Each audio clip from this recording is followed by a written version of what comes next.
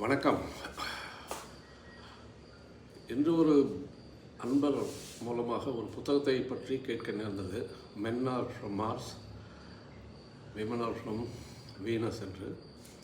எவ்வாறு நாம் ஆண்கள் பெண்கள் இந்த சமுதாயத்தில் வாழ்ந்து கொண்டிருக்கின்றோம், அவர்களுடைய குணாதிசயங்கள் எவ்வாறு வாழ்க்கையை நடத்துகின்றார்கள் என்பதை பற்றி எழுதப்பட்டிருக்கிறதாக சொன்னார்கள். இது நமக்கு நம்முடைய முன்னோர்கள் ஞானிகளே சொல்லிவிட்டார்கள். நம்முடைய கலாச்சாரத்திலே மனிதர்கள் எவ்வாறு வாழ்கின்றார்கள், அதற்கு அடிப்படை என்ன என்பதை சொல்லிவிட்டார்கள். அதாவது ஒவ்வொரு மனிதன் என்றால் ஆண் பெண் இருவரும் சேர்ந்து அவர்களுக்கு முக்கியமாக 3 குணங்கள் இருக்கின்றன. அவைதான் அவர்களுடைய குணாதிசயத்தை நிர்ணயிக்கின்றன. அந்த குணங்கள் வெவ்வேறானவை கிடையாது. அது ஒன்றுக்கொன்று இணைந்தும் இருக்கின்றன, பிரிந்தும் இருக்கின்றன. அந்த குணங்கள் யாவை? அவர்கள் சொல்லுகின்றார்கள், ராஜசம், சாத்விகம், தாமசம். இந்த 3 குணங்களால் தான் ஒவ்வொரு மனிதனும் நிர்ணயிக்கப்படுகின்றான்.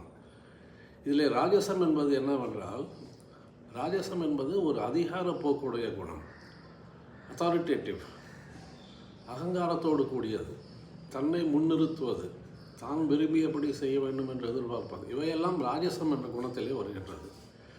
சாத்விகம் என்பது உங்களுக்கு தெரியும், அமைதியான, பணிவான, பொறுமையான ஒரு குணம்.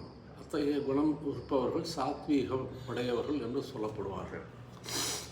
தாமசம் என்பது ஒரு இயலாமை, சோம்பேறித்தனம், ஒரு தள்ளி போடும் குணம், எதையுமே எடுத்துக்கொள்ளாத அத்தகைய நிலையில் இருப்பவர்கள் தாமச நிலையில் இருப்பதாக சொல்வார்கள்.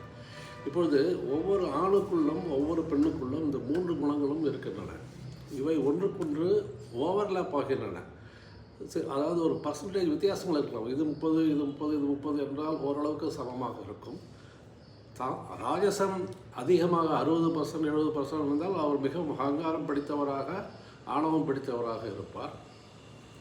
சாத்வீகம் ஒரு 70% இருந்தால் அமைதியான மனிதர், சாந்தமான மனிதர், பொறுமையான மனிதர் இப்படித்தான் இருப்பார் சாத்வீகம். தாமசம் என்பது ஒரு சோம்பேறிகள், எதையும் செய்ய மாட்டார்கள், எதற்கும் முன்னுரிமை கொடுக்க மாட்டார்கள், அவர்களாக இருப்பதை உண்டு, கிடைத்ததை உண்டு, இருப்பதை வைத்து கொண்டு வாழ்வார்கள். ஆகவே தாமசம். இந்த 3ம் சேர்ந்த கலவை தான் ஒரு ஆண், இந்த 3ம் சேர்ந்த கலவை தான் ஒரு பெண். இதில் எந்த குணம் அதிகமாக இருக்கின்றதோ அதை பொறுத்து தான் அவருடைய குணாதிசயமும் அவருடைய வாழ்க்கையும் இருக்கும். பெண்களிடத்தில் இயல்பாக சாத்வீகம் அதிகமாக இருக்கின்றது, ஆண்களிடத்தில் இயல்பாக ராஜசம் இருக்கின்றது. இதுதான் உண்மை. இதுதான் நம்முடைய கலாச்சாரம் சொல்லுகின்றது. நன்றி, வணக்கம்.